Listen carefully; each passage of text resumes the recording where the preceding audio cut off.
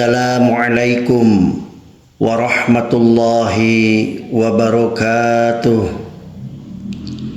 Innal hamdalillahi nahmaduhu ta'ala wa huwal hamidul majid wa nashkuruhu azza wa jalla syukran yastajibul mazid. Asyhadu an la ilaha illallah wahdahu la syarikalah lahul hukmu bi ardihi wa samaihi wa asyhadu anna sayyidana Muhammadan abduhu wa rasuluhul azim wa khatamu anbiyaihi.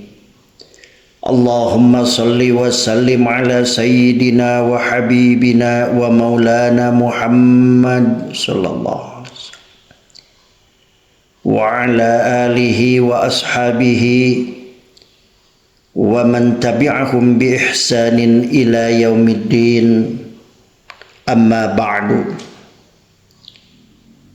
Bismillahirrahmanirrahim. Rabbi shrah li sadri wa yassir li amri wahlul 'uqdatam min lisani yafqahu qawli.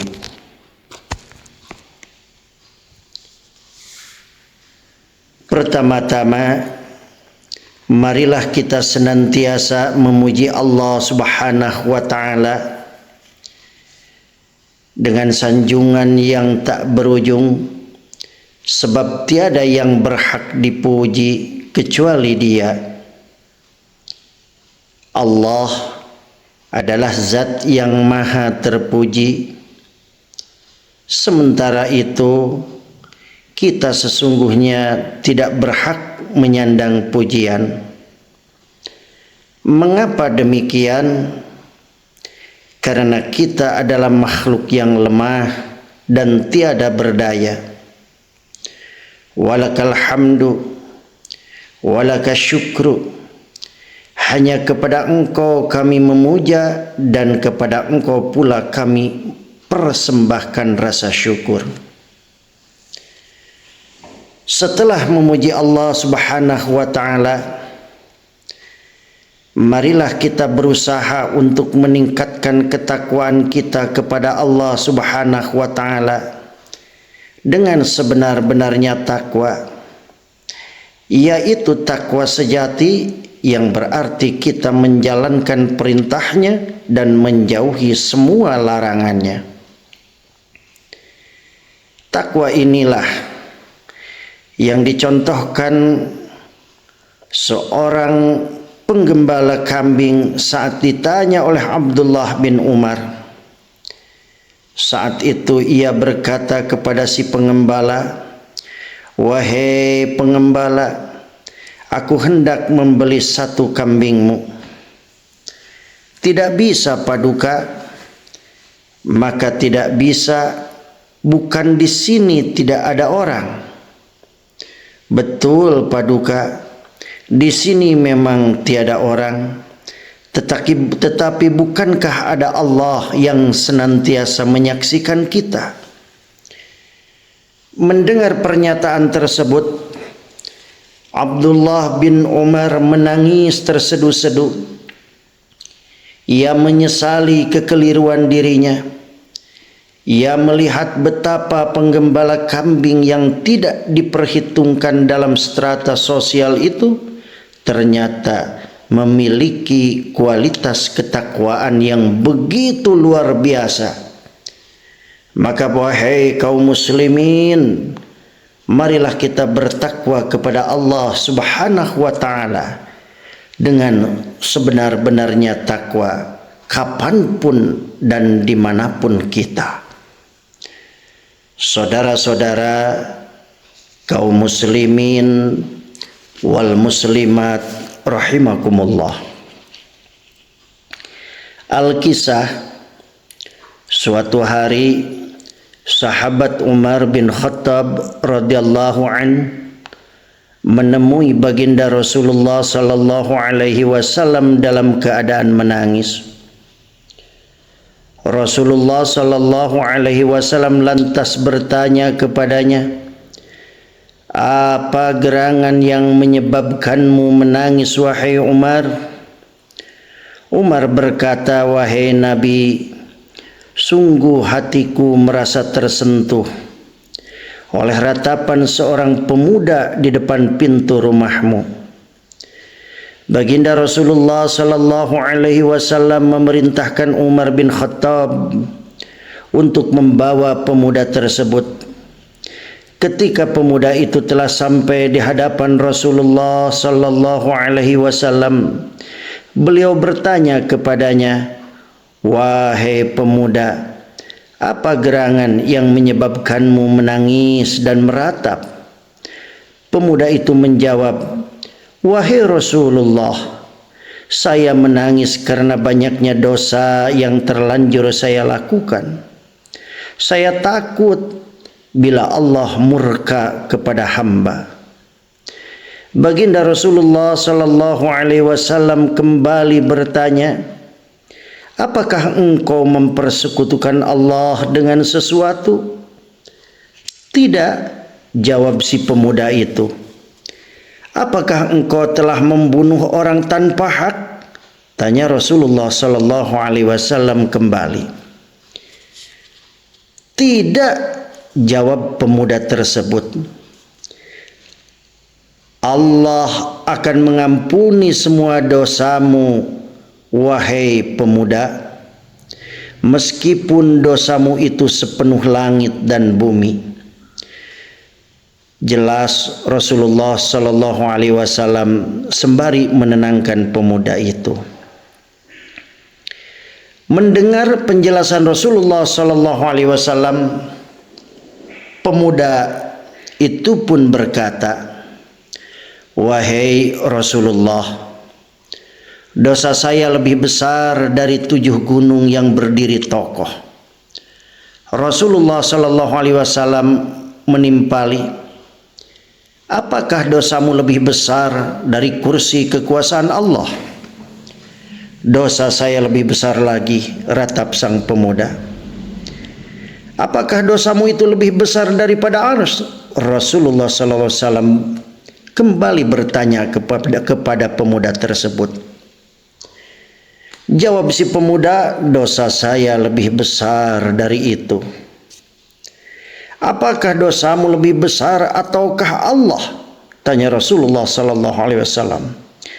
Allah tentu jauh lebih besar dan lebih agung, tapi saya malu kepadamu, wahai Rasulullah, jawab pemuda itu. Baginda Rasulullah sallallahu alaihi wasallam lantas bersabda, janganlah engkau malu, beritahukan dosamu kepadaku. Karena Rasulullah sallallahu alaihi wasallam meminta, maka pemuda itu tidak kuasa menolaknya. Akhirnya ia pun menceritakan dosa yang telah dikerjakannya seraya berkata, wahai Rasulullah, sungguh saya adalah seorang pemuda pembongkar mayat dalam kubur sejak 7 tahun yang lalu. Suatu ketika ada seorang gadis putri seorang sahabat golongan Ansor yang meninggal dunia. Saya lantas membongkar kuburnya dan mengeluarkannya dari kain kafannya. Karena tergoda oleh bisikan setan, saya pun menggaulinya. Tiba-tiba gadis itu berbicara, tidakkah engkau malu terhadap kitab Allah? Dan pada hari dia meletakkan kursinya untuk memberikan hukuman serta mengambil hak orang yang dianiaya dari orang yang telah menganiayanya. Mengapa engkau menjadikanku telanjang di hari penghimpunan kelak dari kelompok orang-orang yang telah meninggal dunia? Mengapa engkau menjadikanku berdiri dalam keadaan junub di hadapan Allah Subhanahu wa ta'ala? Maka mendengar cerita pemuda tersebut, Rasulullah sallallahu alaihi wasallam meloncat karena gusar. Dengan suara keras beliau berkata, wahai pemuda fasik, keluarlah, menjauhlah engkau dariku. Sungguh tidak ada balasan yang pantas untukmu kecuali neraka. Pemuda itu pun keluar dari rumah Nabi sallallahu alaihi wasallam seraya menangis sejadi-jadinya. Ia menjauh dari khalayak ramai dan menuju padang pasir yang luas. Ia tidak mau makan dan minum sesuatu pun, serta tidak bisa tidur sampai 7 hari lamanya. Tubuhnya menjadi lemah lunglai, sehingga ia jatuh tersungkur di permukaan tanah berpasir yang luas. Seraya meletakkan wajahnya di pasir, si pemuda itu bersujud, berdoa dan meratap kepada Allah Subhanahu wa taala. Wahai Tuhanku, aku adalah hamba-Mu yang berdosa dan bersalah. Aku telah datang ke pintu Rasul-Mu agar ia sudi menolongku di sisi-Mu. Namun ketika ia mendengar dosa-dosaku yang besar, ia mengusir dan mengeluarkanku dari pintunya. Kini aku datang ke pintu-Mu agar Engkau berkenan menjadi penolongku di sisi kekasih-Mu. Sesungguhnya Engkau Maha Pengasih pada hamba-hamba-Mu. Tidak ada lagi harapanku kecuali kepadamu. Kalau tidak mungkin, maka lebih baik kirimkan saja api neraka dari sisi-Mu dan bakarlah aku dengan api itu di dunia ini sebelum Engkau membakarku di akhirat nanti. Di sisi lain, Rasulullah sallallahu alaihi wasallam didatangi oleh malaikat Jibril yang berkata kepadanya, "Wahai Rasulullah, Allah telah berkirim salam kepadamu." Nabi sallallahu alaihi wasallam menjawab salam Allah tersebut. Setelah itu malaikat Jibril kembali berkata, Allah bertanya kepadamu, hai kekasih Allah Muhammad sallallahu alaihi wasallam, apakah engkau yang telah menciptakan makhluk? Rasulullah sallallahu alaihi wasallam menjawab, tentu tidak. Allah yang menciptakan semua makhluk. Allah juga bertanya kepadamu, apakah engkau yang telah memberi rezeki kepada makhluk-makhluknya? Beliau menjawab, tentu saja Allah lah yang memberi rezeki kepada mereka, bahkan juga kepadaku. Malaikat Jibril kembali bertanya kepada Rasulullah, apakah engkau yang berhak menerima taubat seorang? Rasulullah sallallahu alaihi wasallam menjawab, Allah lah yang berhak menerima dan mengampuni dosa hamba-hambanya.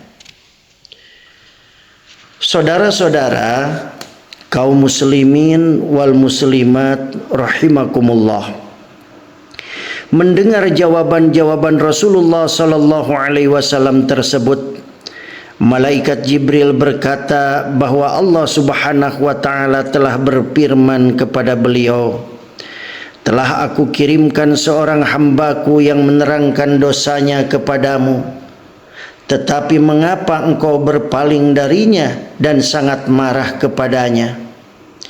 Lalu bagaimana keadaan orang-orang mukmin besok jika mereka datang kepadamu dengan dosa yang lebih besar seperti gunung? Engkau adalah utusanku yang aku utus sebagai rahmat untuk seluruh alam. Maka jadilah engkau orang-orang berkasih sayang kepada orang beriman dan menjadi penolong bagi orang-orang yang berdosa. Maafkanlah kesalahan hamba-hambaku, karena aku telah menerima tobatnya dan mengampuni dosanya. Mendengar teguran Allah Subhanahu wa taala sebagaimana yang disampaikan oleh malaikat Jibril tersebut, Rasulullah sallallahu alaihi wasallam lantas mengutus beberapa sahabatnya untuk menemui si pemuda tersebut. Mereka menemukannya dan mereka juga memberikan kabar gembira tentang ampunan Allah Subhanahu wa taala kepadanya. Lalu mereka membawa si pemuda itu ke hadapan Rasulullah sallallahu alaihi wasallam yang saat mereka sampai sedang mendirikan salat. Maka para sahabat segera bermakmum di belakang baginda Rasulullah sallallahu alaihi wasallam. Selesai membaca surah Fatihah, Rasulullah sallallahu alaihi wasallam membaca surat At-Takatsur. Baru saja beliau sampai ayat hatta zurtumul maqabir, sampai kamu masuk ke dalam kubur, pemuda itu menjerit keras dan jatuh tersungkur. Ketika orang-orang telah selesai sholat, mereka mendapati pemuda itu telah meninggal dunia. Allah subhanahu wa ta'ala berkenan menerima taubat dan memasukkannya ke dalam kelompok hambanya yang bertobat. Saudara-saudara yang dirahmati Allah, demikianlah sifat pengampunan Allah. Allah bersedia mengampuni dosa pezina mayat asalkan ia mau bertobat secara sungguh-sungguh. Sayangnya sifat Allah yang maha pengampun inilah yang justru sering dijadikan alasan oleh para pendosa untuk terus melakukan dosa. Saudara-saudara yang dirahmati Allah, marilah kita bertobat dengan sebenar-benarnya tobat, yaitu tobat yang oleh Al-Quran disebut dengan nasuha, yang berarti murni tanpa campuran. Madu yang murni disebut dengan nasuha, al-asal. Dengan demikian tobat nasuha, sebagaimana kata Al-Hafidh Ibnu Katsir, adalah tobat yang sebenar-benarnya dan sepenuh hati. Tobat semacam inilah niscaya akan menghapus keburukan-keburukan yang kita lakukan sebelumnya dan mengembalikan keaslian jiwa orang yang bertaubat serta menghapus keburukan yang dilakukannya. Saudara-saudara yang dirahmati Allah, mudah-mudahan pada akhirnya kita semuanya sebagai manusia yang pasti selalu melakukan kesalahan, selalu melakukan dosa, berharap Allah selalu memberikan hidayah kepada kita sehingga kita betul-betul dengan hidayah Allah bisa melakukan taubatan nasuha. Itulah yang bisa disampaikan pada hari ini. Yang salah, kata-kata yang tidak pas, mohon maaf yang sebesar-besarnya. Itu adalah min du'fi nafsi. Tapi kalau ada kata-kata yang disampaikan menjadi ilmu, semoga bermanfaat. Akhirul kalam, wabillahi taufiq wal hidayah. Wassalamualaikum warahmatullahi wabarakatuh.